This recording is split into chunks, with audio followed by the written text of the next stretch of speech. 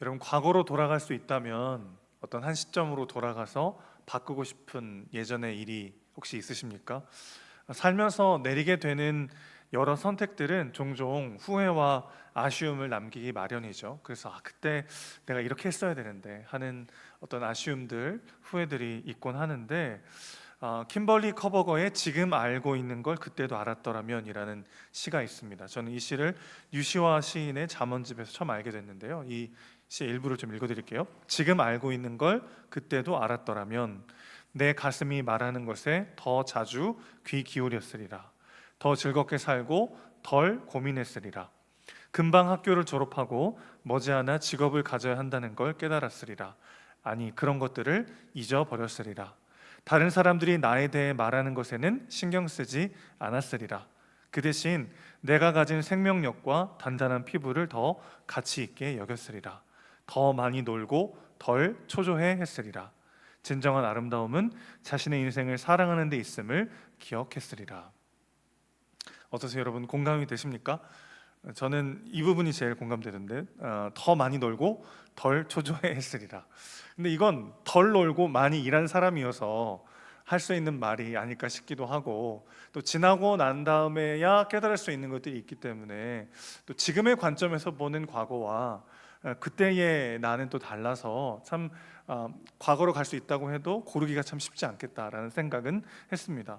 그런데 살면서 그때로 돌아간다면 내가 이렇게 할 텐데 하는 어떤 후회나 아쉬움이 한두 가지씩은 누구나 다 가지고 있기 마련이지만, 그러나 차라리 태어나지 않았더라면 좋았겠다 이렇게 생각하는 경우는 매우 드물죠. 물론 참담한 일을 경험했던 욥이 자신의 생일을 저주했듯이 참을 수 없는 괴로움 때문에 그렇게 울부짖는 경우는 있을 수 있지만, 차라리 태어나지 않았으면 자기에게 더 좋았다라고 말하거나 듣는 경우는 참 드문 게 사실입니다. 그래서 가룟 유다를 향한 예수님의 말씀이 참 충격적으로 다가오는 거죠. 메시아를 팔아넘기는 엄청난 일을 저질렀으니까 그럴 수도 있겠다 싶으면서도 예수님은 유다가 자신을 팔 것을 아셨으면서 왜 그를 제자로 부르셨을까 하는 생각이 들기도 하는 것입니다. 하나님의 예정과 인간의 자유의지라고 하는 건 신학사에서 매우 중요한 논쟁거리 중에 하나였죠. 여러분, 하나님께서 여러분을 창세전에 지명하여 부르시고 하나님의 자녀로 선택하셨음을 믿으십니까? 동시에 하나님이 다 선택하셨다면 인간에게 어떤 책임을 물을 수 있을까라는 질문이 생길 수밖에 없죠. 하나님이 다 정해놓으셨다면 가룟 유다에게 책임을 물을 수 있을까요? 반대로 예수님의 죽으심이 유다의 선택에 의한 돌발적인 결과라면 성경이 기록한 대로, 즉 하나님이 예정하신 대로 예수님이 순종하신 것이 될 수는 없는 거죠. 하나님의 예정과 인간의 자유의지는 어떻게 양립할 수 있을까요? 하나님이 다 정해놓으셨다면 인간에게 책임이 없을 것이고, 인간이 선택한 거라면 하나님의 예정을 말할 수가 없는데, 이 두 가지는 언뜻 보면 충돌하는 것처럼 보입니다. 그러나 하나님과 인간 사이에 존재하는 무한한 질적 차이를 생각할 때 이 두 가지가 같은 차원의 일이 아님을 우리가 이해할 수 있는 거죠. 예를 한번 들어보겠습니다. 메뚜기하고 하루살이가 만나서 한나절 재밌게 놀았어요. 막 신나게 놀다 보니까 서로 정도 들고, 그러다 보니까 하루가 금방 지났어요. 그래서 이제 메뚜기가 너무 아쉬우니까 하루살이한테 말하는 거예요. 야, 오늘 재밌었지? 우리 내일도 또 만나서 놀자. 그랬더니 하루살이가 대답하는 거죠. 내일이 뭔데? 이렇게 대답하는 거죠. 누가 지어낸 얘기인 것 같아요. 사실 하루살이는 하루만 살진 않아요. 유충으로 평균 한 1년 정도 살다가 성충이 되어서 한 3, 4일 정도 산다고 합니다. 실제로 이름과는 달리 그래서 수명이 이름보다는 긴 편이에요. 그럼 만약에 이렇게 얘기했다고 한번 해보세요. 메뚜기가 야, 우리 다음 주에도 같이 놀자. 그럼 똑같이 반응하겠죠. 다음 주가 뭔데?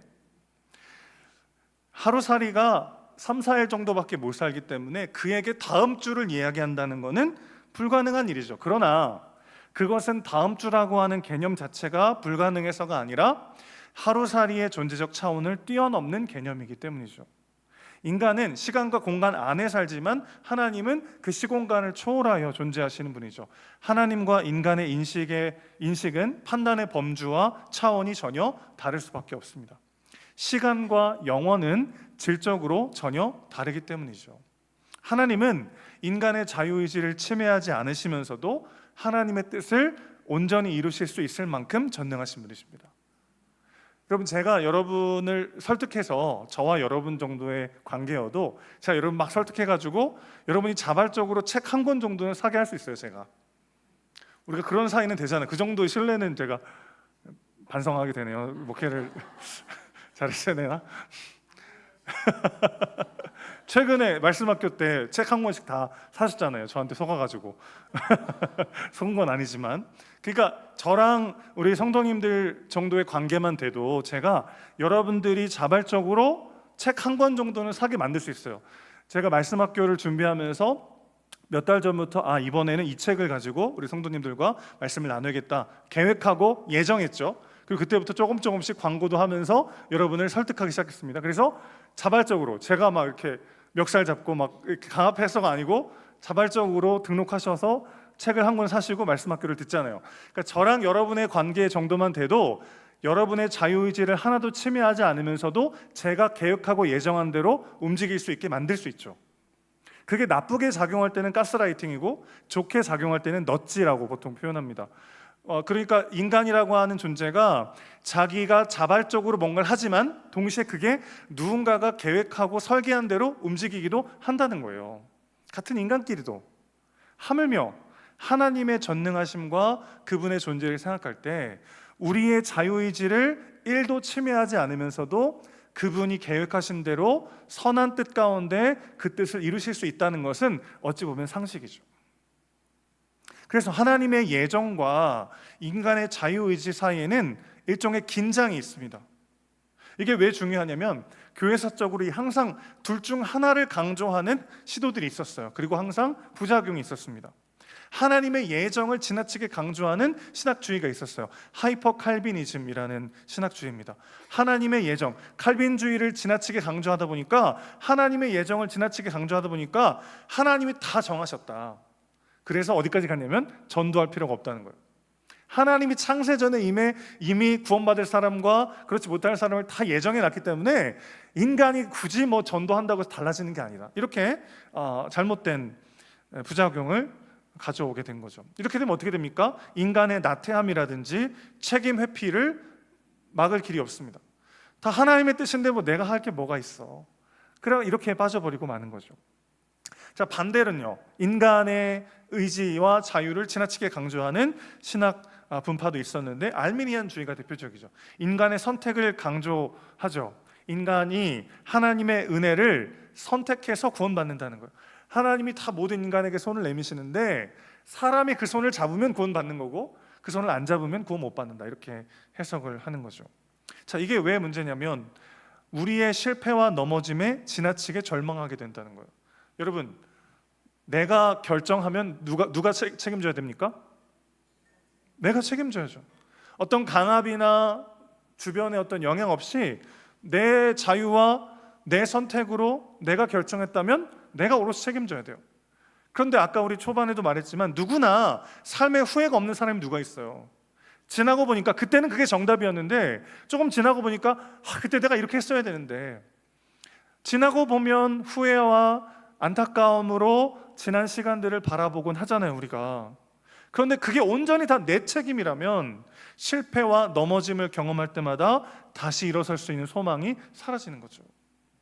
그래서 성경은 하나님의 주권적 예정하심과 인간의 선택과 책임, 이 두 가지를 아주 긴장 사이에 놓으면서 두 가지를 양립해서 우리에게 말해주는 거죠.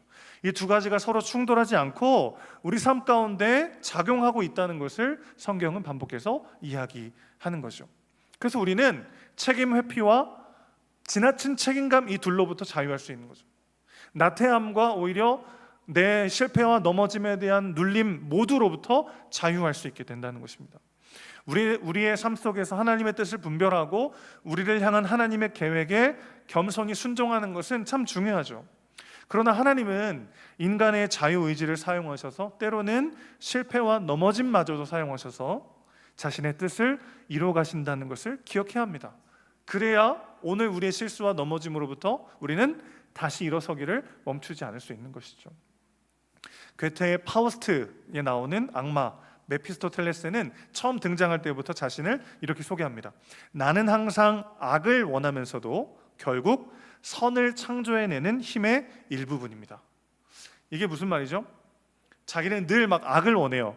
근데 한참 돌아보면 내가 선을 창조해내는 일에 도구로 쓰임받고 있다는 거예요. 그 어떤 어둠과 악한 세력도 하나님의 선하신 뜻을 막을 수가 없다는 것입니다. 오히려 그들이 발악하고 몸부림치는 모든 것이 하나님의 선을 이루는 도구가 되어버린다는 거죠. 우리 하나님은 그럴 수 있을 만큼 전능하신 분이시고 기꺼이 그렇게 하실 만큼 우리를 사랑하시는 분이십니다. 바로 여기에 오늘 우리가 가룟 유다를 통해서 하나님의 예정하심을 묵상해야 되는 이유가 있어요. 하나님의 예정하심은 인간의 자유와 책임을 전혀 훼손시키지 않습니다. 따라서 우리는 나태함이나 책임 회피에 빠지지 않도록 최선을 다해 오늘을 살아내야 하죠. 하나님의 뜻이라고 하는 말 뒤에 숨어서 나를 향한 하나님의 부르심을 외면해서는 안 되겠어요. 하지만 동시에 또 한 가지 중요한 것은 우리의 실패와 넘어짐을 절대화해서 절망해서는 안 된다는 것입니다. 지나친 후회와 자괴감에 빠지지 않도록 그 모든 것들을 통해서 합력하여 선을 이루시는 하나님을 신뢰할 때 우리는 오늘 현실 속에 맞닥뜨리는 실패와 넘어짐과 고난 앞에서도 다시 일어설 수 있는 새 힘을 얻게 되는 것이죠. 지난 월요일에 저희 아들들과 동네 한 바퀴를 이렇게 돌았어요. 우리 성도님들 많이 만나고 아는 분들 많이 만났는데 저희 요즘 첫째 아이가 자전거 한참 빠져가지고 아이는 자전거 타고 막 돌고 저는 둘째 아들이랑 이제 손잡고 동네 한 바퀴 이제 걷다가 큰 아이가 막 앞에 가길래 저희 둘이 이렇게 숨었거든요. 그런 장난 자주 치는데 숨었다가 그 둘째 아들이 너무 귀여워가지고 제가 사진을 하나 찍었는데 그 새삼 저랑 너무 똑같이 생겼더라고요. 그렇게 이제 길가에 이렇게 앉아가지고 찍은 사진, 저도 어릴 때 그런 사진이 있거든요. 근데 그럼 너무 똑같은 거예요. 너무 평소에는 잘 모르다가 그날따라 그 어느 정도 큰 둘째 아들 사진을 딱 보는데 저랑 새삼 너무 똑같다는 생각을 저만 다시 좀 새로 했어요. 그러면서 어떤 생각이 들었냐면 나랑 너무 똑같이 생긴 이 아이가 이 아이의 4학년과 저의 4학년이 너무 다르구나. 저의 유년 시절과 이 아이가 지금 경험하고 있는 유년 시절이 너무 다르구나. 그래서 넌 좋겠다 라는 생각을 한 게 아니라 그래서 너무 감사하더라고요. 그래서 너무 다행이라는 생각이 들었습니다. 그때 유년 시절 아이들과 함께하는 시간이 얼마나 소중하고 귀하다는 거를 저의 어린 시절의 경험이 없었다면 몰랐을 것 같아요. 한참 바쁘고 중요하고 급한 일들 많으니까 아이들 크는 게 아까운 줄도 모르고 그냥 막 달려가기만 했을 것 같아요. 월요일에 제가 제일 많이 하는 게 늦잠이거든요. 낮잠. 잠을 몰아서 자는데 그럼 아이들 올 때쯤 되면 또 이제 노곤해지는데 귀찮아요. 막 아이들 놀아달라고 하면 귀찮은데 다시 일어나가지고 아이들과 놀려고 하는 게 어찌 보면 제가 어릴 때 충분히 누리지 못했던 그런 사랑과 부모님과 함께하는 시간들을 아이들에게 줘야 되겠다는 마음 때문은 아닐까, 그런 생각을 다시 하게 됐어요. 그러면서 어떤 생각을 했냐면 하나님은 정말 우리 인생 속에 버릴 것이 하나도 없도록 그 모든 것들을 사용해 주시는구나. 나는 때로 상처라고 기억하고 때로는 결핍이라고 부르고 때로는 실패라고 여겼던 그 모든 시간들까지도 하나님은 선으로 바꾸셔서 내 인생에 복이 되게 하시는구나. 여러분, 우리 하나님은 그러실 수 있을 만큼 전능한 분이시고 기꺼이 그러실 만큼 여러분을 너무나 사랑하시는 분이십니다. 여기에 우리 소망이 있는 거 아니겠어요? 그 하나님을 신뢰하고 그 하나님을 다시 바라볼 때 오늘 우리의 하루를 전혀 다른 눈으로 해석할 수 있는 것이죠. 가룟 유다를 한번 생각해 보십시오. 오늘 18절 보면 예수님이 너희 중에 나를 팔 자가 있다고 하셨을 때 어떻게 해야 돼요? 다 제자들이 가룟 유다를 딱 째려보면서 너지 그래야 되는데 우리 생각에는 근데 아무도 가룟 유다가 그랬을 거라고는 상상조차 못하는 거예요. 상상조차. 예수님을 배신하고 은 30에 팔아버렸다고 해서 뭐 가룟 유다의 머리에 뭐 뿔이 달렸거나 그러지 않았어요. 오히려 그는 예수님의 제자 무리에서 돈꾀를 담당하던 사람이었습니다. 당시 랍비의 제자 무리 중에 가장 신뢰받는 제자가 돈꾀를 담당했어요. 가장 신뢰받고 똑똑한 사람이 바로 가룟 유다였습니다. 그랬던 그가 치명적인 죄를 범하고 말았어요. 가룟 유다 자신도 자기가 저지른 치명적인 죄악을 인지했고 자기가 자기를 용서할 수가 없어서 결국 그는 자기의 삶을 스스로 마감하고 말았습니다. 여러분, 이것을 우리는 어떻게 해석해야 합니까? 그의 이 행동이 정말 책임감 있는 행동인가요? 역시 자기가 싼 똥은 스스로 치워야지, 역시 가룟 유다는 책임감이 투철한 사람이야, 그렇게 말할 수 있을까요? 결코 아니죠. 자신의 선택이 자신의 삶에 돌이킬 수 없는 결과를 가져왔다고 착각하는 교만이죠. 우리 누구나 다 가룟 유다가 될 수 있어요. 살면서 실수하고 넘어집니다. 때로는 도저히 돌이킬 수 없을 것 같은 치명적 실패와 넘어짐을 경험하기도 해요. 그러나 그때 우리는 기억해야 합니다.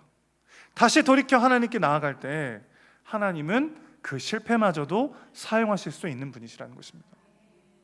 그분은 그러실 수 있을 만큼 전능하신 분이고 기꺼이 여러분을 위해 그러실 만큼 여러분을 사랑하는 분이시죠. 요한복음 13장을 보면 사도 요한은 오늘의 이 사건을, 이 날을 이렇게 기록하고 있어요. 유월절 전에 예수께서 자기가 세상을 떠나 아버지께로 돌아가실 때가 이른 줄 아시고 세상에 있는 자기 사람들을 사랑하시되 끝까지 사랑하시니라. 여러분, 예수님은 가룟 유다가 배신할 걸 다 아셨어요. 그럼에도 불구하고 예수님은 그를 포함한 모든 제자들의 발을 똑같이 씻겨주십니다. 저 같으면 가룟 유다 발가락에도 한번 꼬집을 텐데 예수님은 그들 모두를 똑같이 사랑하시고 끝까지 믿어주시고 끝까지 그들을 안아주시죠. 우리 주님은 그런 분이시죠. 그 사랑을 기억할 때 우리는 내 실수와 실패가 결코 내 인생 속에 돌이킬 수 없는 치명상을 줄 수 없다는 것을 기억할 수 있는 거죠.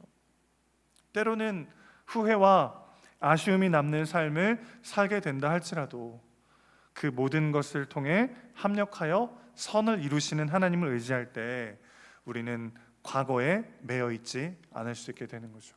오늘의 고난과 어려움에 매몰되어 절망하지 않을 수 있는 거죠. 사랑하는 여러분, 하나님은 우리의 모든 것을 사용하셔서 자신의 선한 뜻을 끝끝내 완성시키실 것입니다. 여러분의 인생 중에 하나도 버릴 것이 없도록 그 모든 것들을 사용하셔서 우리의 삶을 완성하실 것입니다. 힘들고 어려운 현실 속에서도 그 하나님의 완전하심과 신실하신 사랑을 의지하십시오. 나의 실력과 나의 어떠함을 바라볼 때는 우리는 늘 불안하고 초조하고 흔들릴 수밖에 없어요. 그러나 그런 나의 삶을 붙잡으시고 인도하시는 그분이 전능하시고 신실한 사랑으로 우리와 함께 하신다는 것을 기억할 때 오늘 우리는 그분과 함께 주어진 삶을 담대히 살아낼 수 있게 될 줄로 믿습니다. 그것이 믿음의 사람의 가장 큰 축복이죠. 그분을 신뢰하고 그분의 사랑을 믿을 때 우리는 오늘 하루를 한 걸음 더 내디딜 수 있는 소망과 힘을 얻게 될 줄로 믿습니다. 우리가 처한 현실과 상황이 어떠하든지와 상관없이 오늘도 하늘로부터 오는 그 생명과 은혜를 누리는 저와 여러분의 복된 삶 되시기를 주님의 이름으로 축원합니다.